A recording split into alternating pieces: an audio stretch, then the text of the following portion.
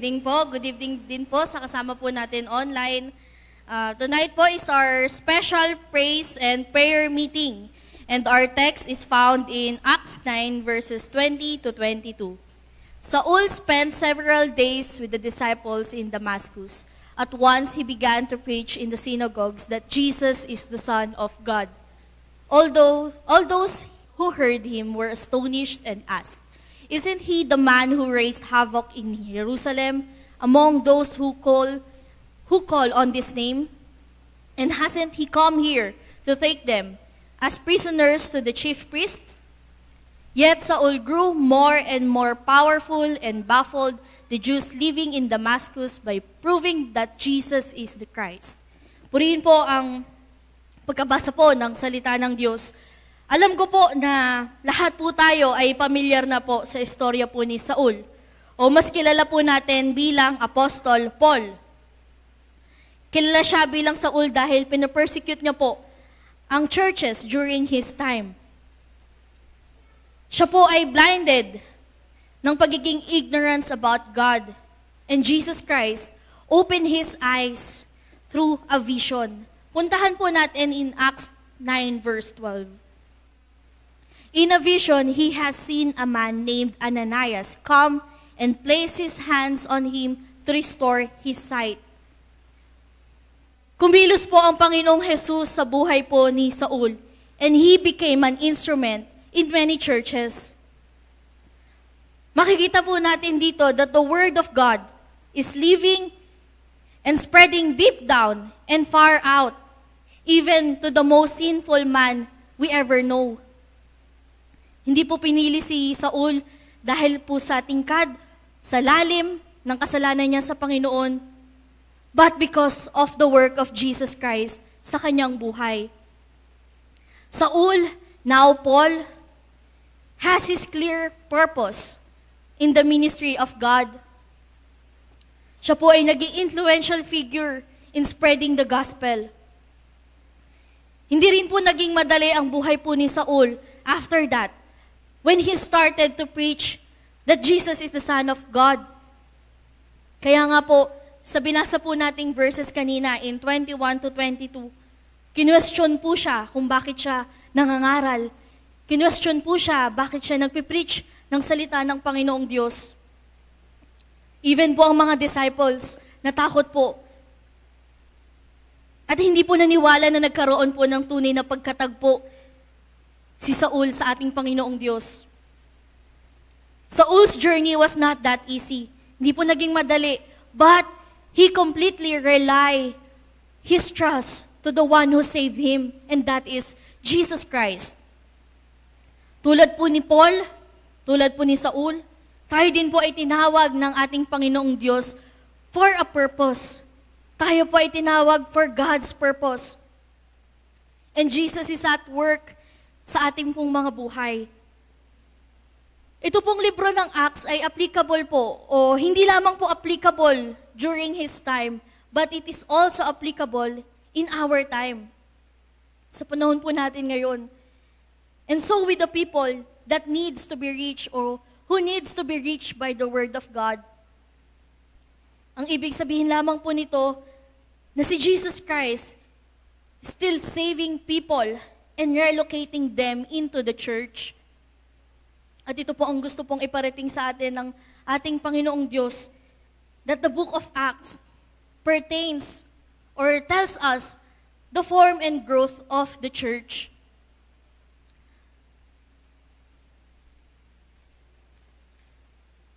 Ito rin pong libro po ng Acts na ito, it tells us what Jesus set out to do. He is accomplishing. Kung ano po ang sinabi niya pong gagawin, He is about to accomplish it. And Jesus is building and multiplying the church.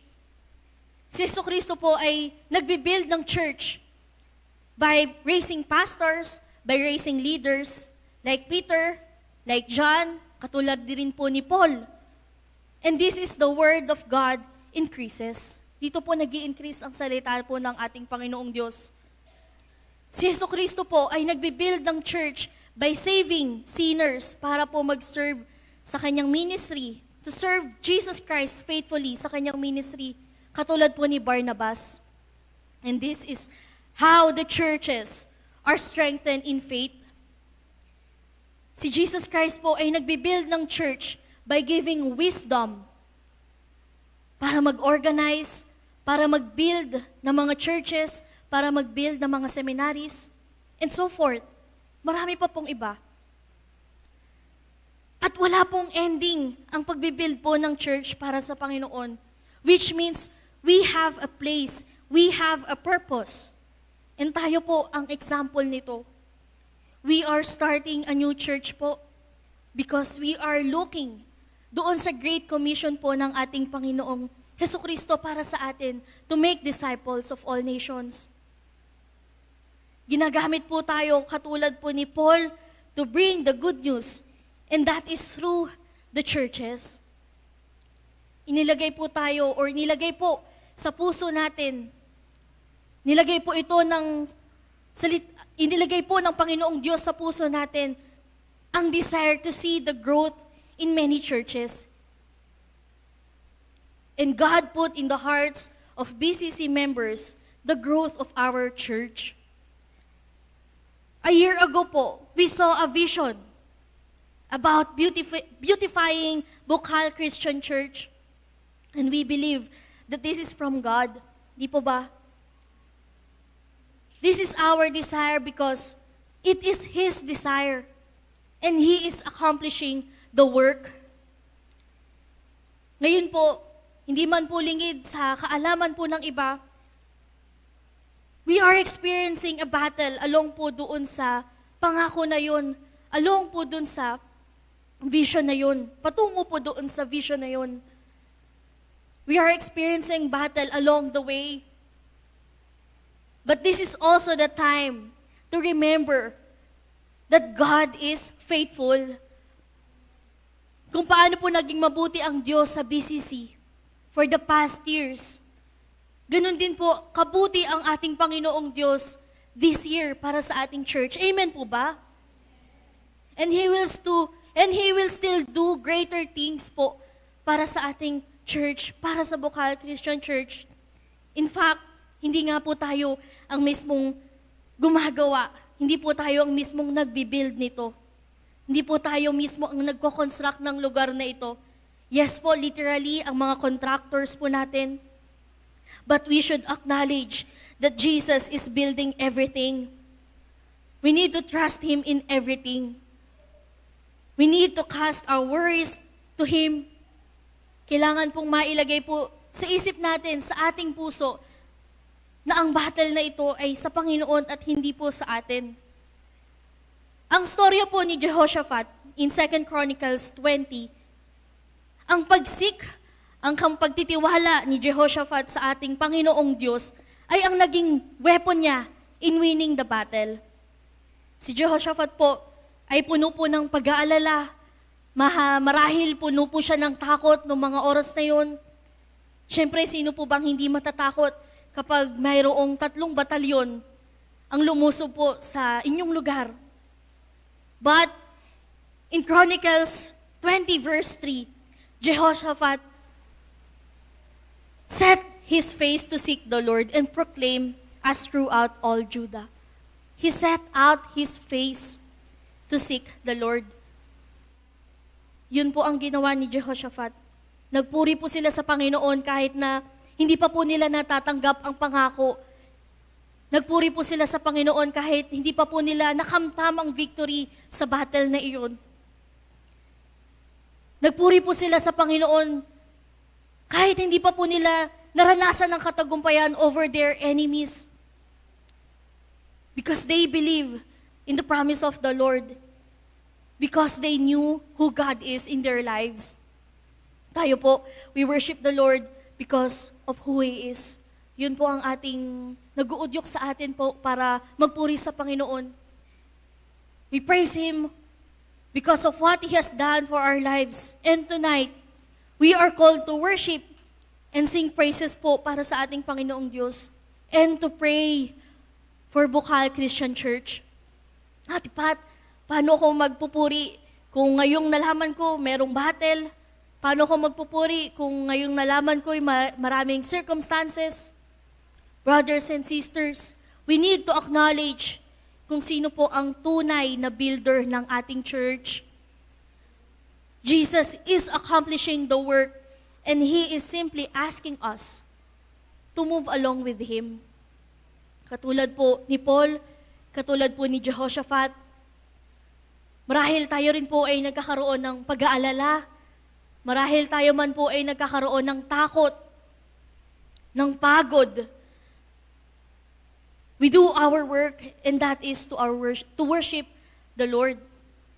Kailangan lang din po nating maintindihan na walang kahit anuman pong kaparaanan para mapagtagumpayan ang battle na ito. Again, our praise and our worship for the Lord ay acknowledgement po natin ito that the Lord fights for us.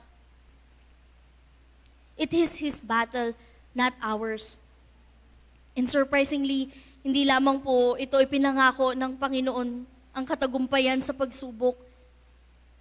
Siya po ay tunay na kasama po natin until the end.